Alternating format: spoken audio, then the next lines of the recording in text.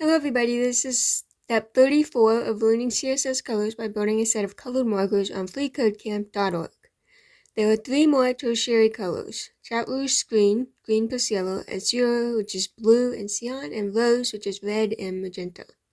So to create the green, update the RGB function in the one rule so that red is at 127 and set green to the max value.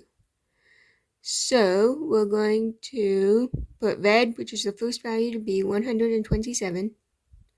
And then we're going to set green, which is the second color, to the max value, which is 255. Like that.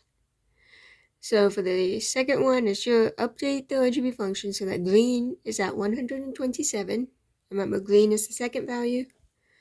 And blue is at the max, which is 255. So, like that.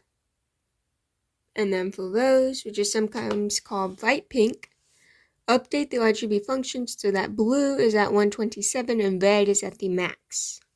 So we're going to put red at the max, 255, and then we're going to put blue to be 127.